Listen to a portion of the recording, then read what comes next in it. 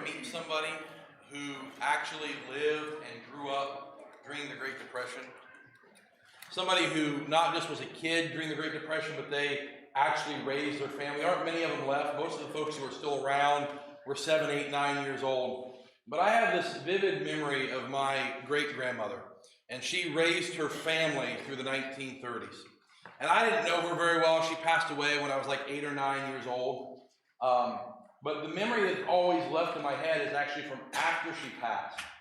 Because we went over to clean out her house after she passed away. My great-grandfather had passed several years prior. And as we're cleaning out her house, one of the things we found was money everywhere. Tucked underneath of the mattress, wrapped up in butcher paper with the names of her grandkids on it and stored in the deep freezer. My mom had a conversation. She doesn't remember this. I swear we found money in the ductwork of the house. Like you unscrewed the cover to the cold air return, and there were like Ziploc baggies of money sitting in the cold air return in the bedroom of the house. Well, that seems like an odd thing to you and I. Why in the world, if you were saving money, particularly saving money for your kids and grandkids, because all of this money had somebody's name on it. It was all in a baggie or an envelope or butcher paper with somebody's name written on it. Why wouldn't you just like get a CD or take out some stock or invest it in the bank and put it in your will that such and such gets so much money? And the answer is, if you grew up and raised your family during the Great Depression, there was a time where you did that, where you had put all of your money in the bank.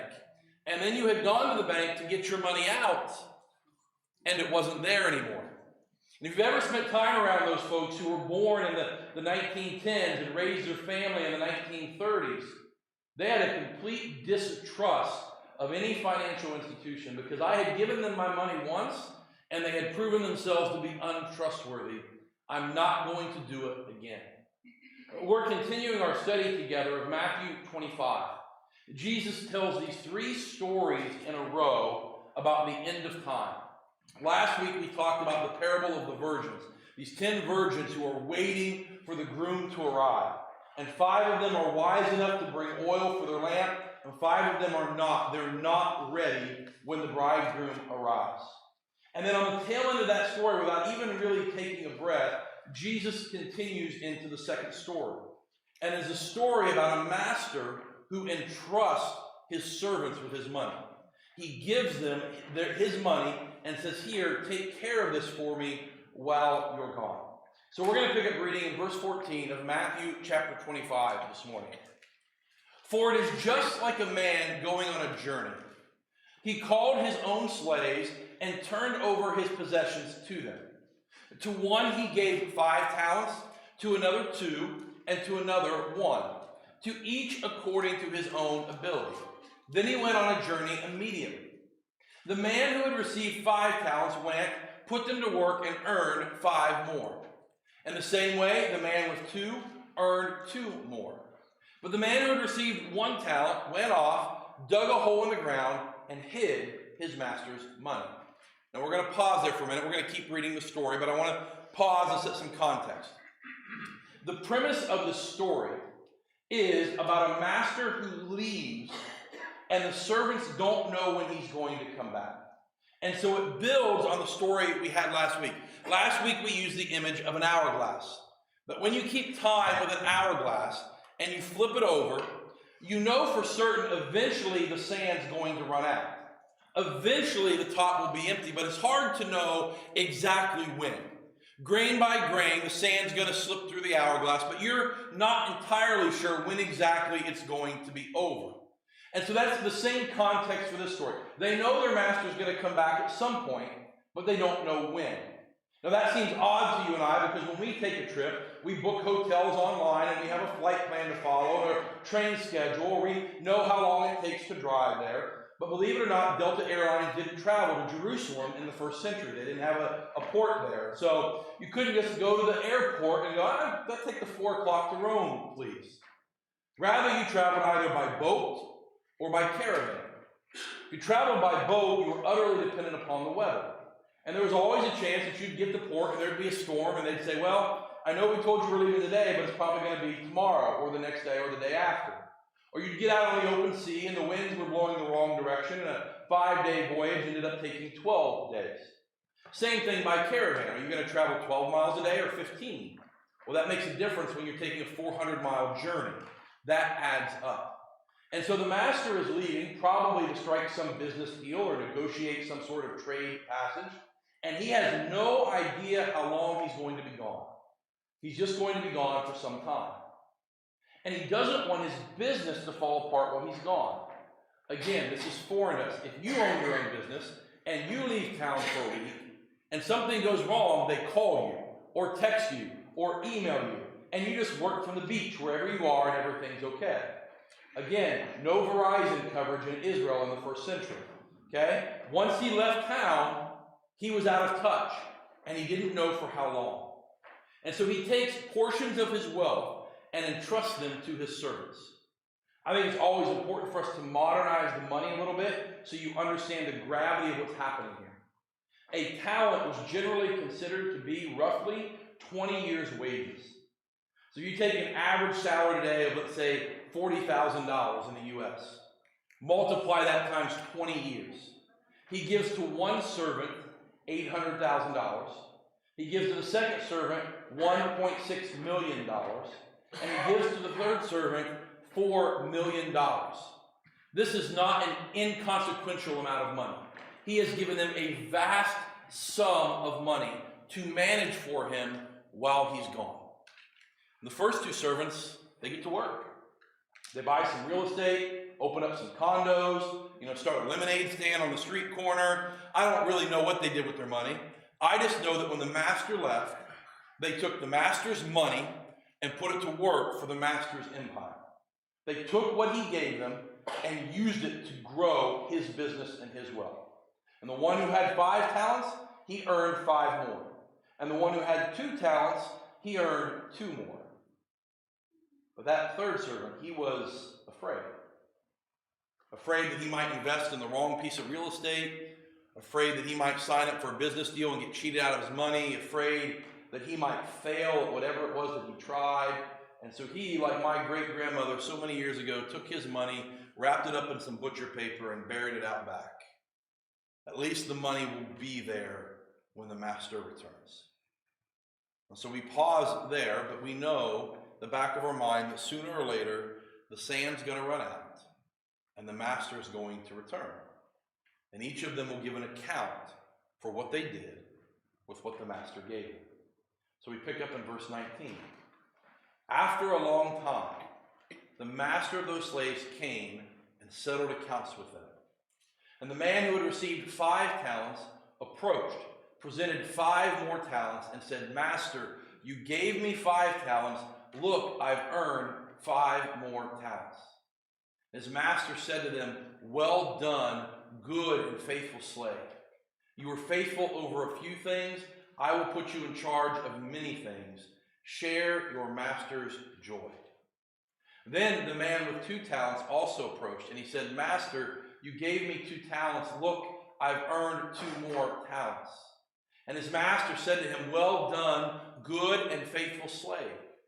You were faithful over a few things. I will put you in charge of many things. Share your master's joy. And then the man who had received 1 talent also approached and said, Master, I know you. You are a difficult man, reaping where you haven't sown and gathering where you haven't scattered seed. So I was afraid and went off and hid your talent in the ground.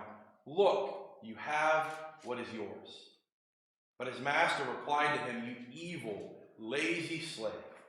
If you knew that I reap where I haven't sown and gather where I haven't scattered, then you should have deposited my money with the bankers, and when I returned, I would have received my money back with interest.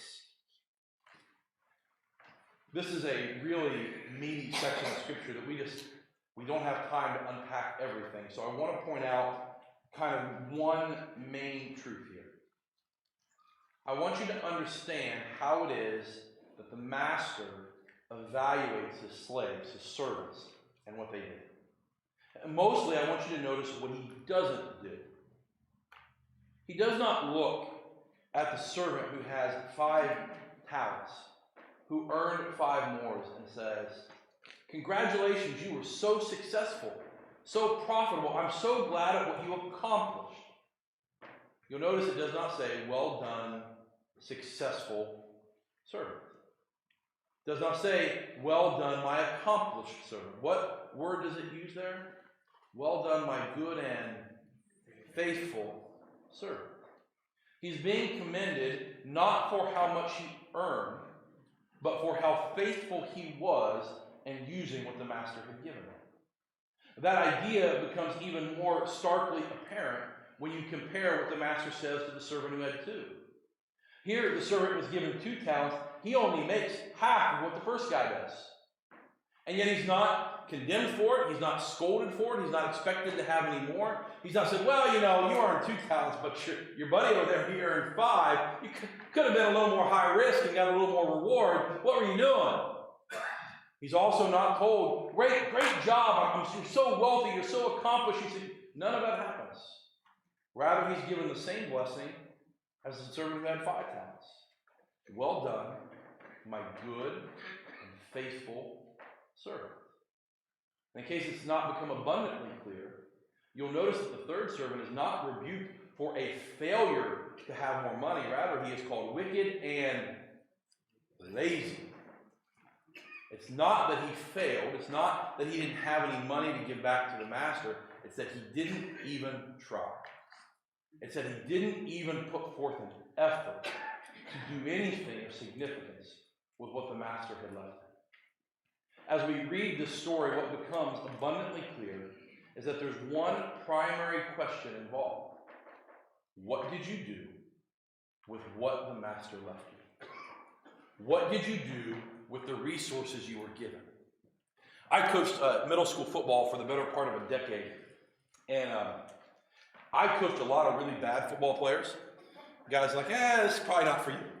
I coached a good number of pretty talented football players, but I only ever coached one great player. He's a kid that showed up to 7th grade practice, and the first time he put on pads, I went, that kid's playing Division I football. I was right, by the way. He's a senior at Cincinnati right now. He was Mr. Ohio his junior and senior year, first team All-Ohio, the junior and senior year, player of the year his senior year. He was incredible. He could do things as a 12-year-old that most kids can't do when they're 17 or 18. He just saw the football game in ways that most people never will. A little football nerd moment that most of you won't appreciate. His first game as a 7th grader, he was playing middle linebacker, and he picked off a bubble screen. That doesn't happen. Okay, middle linebackers don't cover the bubble screen. He just saw it and made the play, and I went, holy cow. We used to not be able to let him have the ball in the second half, because usually at halftime, he'd have 6 carries for 6 touchdowns. That was routinely what happened in 7th and 8th grade. He scored every time I gave him the football. And so when we would watch film together on Monday, I expected more of him. I would point out things and be critical of things that I would never mention to the typical 7th grader. Be like, hey, that was really nice there, but you missed that cut there. I know you got 47 yards, but you could have had a touchdown if you'd have cut back and gone the other way. You gotta have or you were kind of out of position, your stance wasn't good, maybe we can work. I would expect things from him that I would never expect of a typical 7th grader. Why? Because he had gifts and skills and talents that most 7th graders will never have in their life. And because he had been given much, I expected much from him. That is in essence the point of this story. Each of the 3 servants are given a gift by their master. One is given 5 talents, one is given 2, one is given 1, and the only thing they're asked when the master returns is, what did you do with what I gave you? He does not ask the servant with 2 talents, why didn't you earn 5? He doesn't ask the servant with 1, why didn't you earn 2? He asks, what did you do with what I gave you? I want you to know, as we read these stories about the end times together, about Jesus returning and judgment coming, it's a question you're going to be asked someday. What did you do with what God gave you? You're not going to be asked why you weren't more like Josh, or why you weren't more like Bill, or why you didn't do the things that Betty does, or why you didn't do the things that Susie does. You won't be asked that question. You'll be asked the question, what did you do with what I gave you?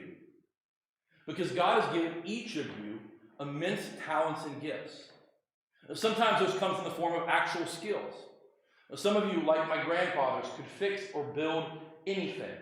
You could walk up to a machine and see what was wrong with it, and you could just figure it out, and with a little bit of baling twine and WD-40, it'd be working again by the end of the day. Might not pass OSHA approval, but you could do it. Some of you, we talked about a couple of weeks ago on Wednesday night about the gift of hospitality. Some of you are so good at making people feel welcome and comfortable and loved. And whether that's because you have people in your home, or whether that's because you can do that here and guests come in and you immediately make them feel like they belong, you have this gift of hospitality. Some people have a gift to stand up on a stage and ramble for a half hour once a week and people listen to them. I don't understand it, but that's the way it works. Some of you sing beautifully. Some of you are incredible organizers. Some of you are gifted teachers. And God's never going to come to you and say, why didn't you preach more sermons? Well, that's not your gift, and that's not what he's going to ask of you. But he might ask of you, why don't you have more people in your home? Because I gave you the gift of hospitality. Why didn't you use it? He's not going to come up and ask me, hey, Josh, why didn't you sing more solos on Christmas Eve? Promise you, not going to be held accountable for that. Don't have that gift. But I believe he's going to ask me, did you faithfully handle my word? Did you get up and use the gifts I gave you in a way that honored me? And sometimes it's not skill. Sometimes it's relationships. Some of you know everybody. You walk through town and you know like every business owner and every politician and you have all of these connections that you can leverage to accomplish things. Sometimes it's a resource. Some of you are gifted financially. You have a job where you've been blessed and you make a good portion of money. Some of you have immense amounts of time. You're in a phase of life where you don't have any commitments, and so you have lots and lots of free time. And some of you are incredibly good listeners. Some of you cook good food. You have this stuff that is you. And the question is, what are you using it for? I'll give you this as an example because we've just seen it happen this week. We watched with the tragedy of the Tusky Valley accident. And it's just a terrible thing. But one of the blessings to see as it comes out of that is to watch how people respond. And people who own restaurants going, I might not be able to do much, but here's some food. And people who make t-shirts going, hey, I might not be able to feed people, but I can print t-shirts. Or I make signs. Or the dozens of counselors and ministers who showed up at the school Tuesday afternoon and Wednesday morning to meet with students who go, I don't have much to offer, but I can sit and listen to kids. Or on and on the list goes of people going, this is what I have, let me put it behind this purpose and help in whatever way I can. And everybody has their own, I make flower arrangements. I have a venue where they can come and meet and gather. And there's a whole list of people going, this is what I have, use it in a way that helps. This is what the church is supposed to look like. Full of Christians who have looked at what God has given them and gone, all right, God, this is what I have. Let me use it for your purpose. And some of you, that means standing on a stage and talking. Some of that means inviting people into your home. Some of that means mowing a grass for the widow lady. Some of you, that means fixing somebody's car. For some of you, that means writing a check. It means taking whatever God has given you and using it for his kingdom. And again, it doesn't mean that you have to be this massive success. It doesn't mean that you have to measure up to somebody else's standards.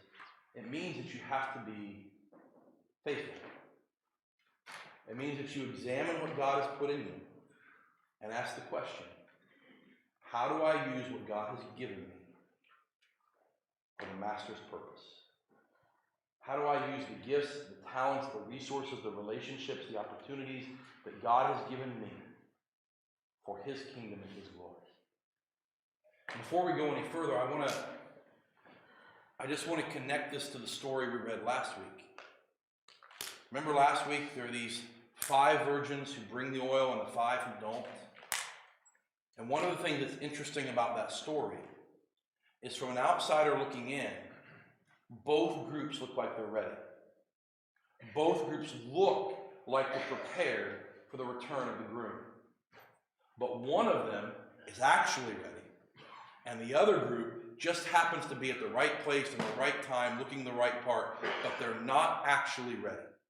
And we come out of that story, and you have to ask the question, so how do I know if I'm actually ready?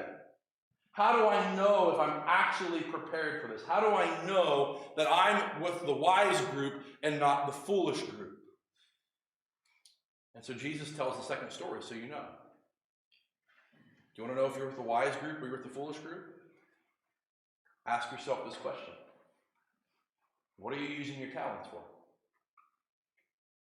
What are you using your gifts for? What are you using your resources for? Are you using them for selfish gain? Are you using them for the benefit of some earthly purpose? Using them so you can feel more accomplished, more successful, more comfortable, more pleasurable, more whatever? Or are you using what the master gave you to further the master's purpose? Listen, if you're looking for a place to do that, we got all kinds of ways we can plug you in. You want to teach? Great. You're good with technology? Awesome. You're good at manual labor? I got a list. You're good at fixing things? I got a longer list. Okay? There are mission organizations, church camps, Beneath the Shade, Rahab Ministry, TCM, Children's Home. There are all sorts of places for you to take who God made you to be and redirect it in a way that allows you to fulfill the master's purpose. So that when that day comes and he returns and he asks you the question, what did you do with what I gave you? You can say, I was as faithful as I knew how to be, God. I wasn't perfect. I messed up sometimes. There were times where my pride got the best of me or my laziness got the best of me. But God, I tried to grow your kingdom, to minister to people, to serve people, to show you love. I tried to use everything you gave me in a way that brought you glory. Here's what I did with what you gave me. And then you can hear those words. Well done, good and faithful servant. Come share in your master's glory. And here's the reason this is so important. Because the story doesn't end there. The story ends with the master's conversation with the servant who received 1 talent.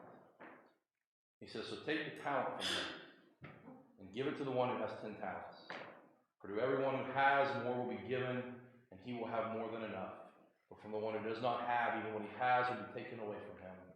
And throw this good-for-nothing slave into the outer darkness. In that place there will be weeping and gnashing of teeth.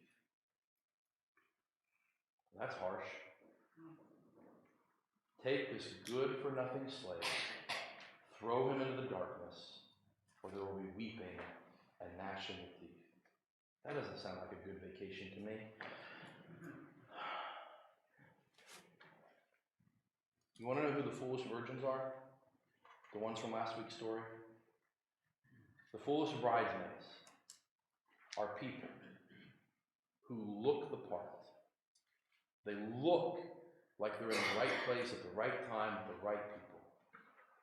But when you examine their lives, they've done nothing to serve the master.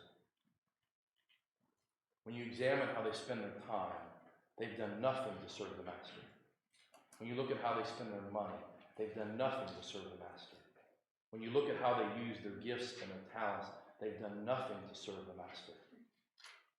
And when I told you last week that I'm convinced there are people sitting in churches like ours all around the country this very moment who look like they have it together, but who are the foolish virgins.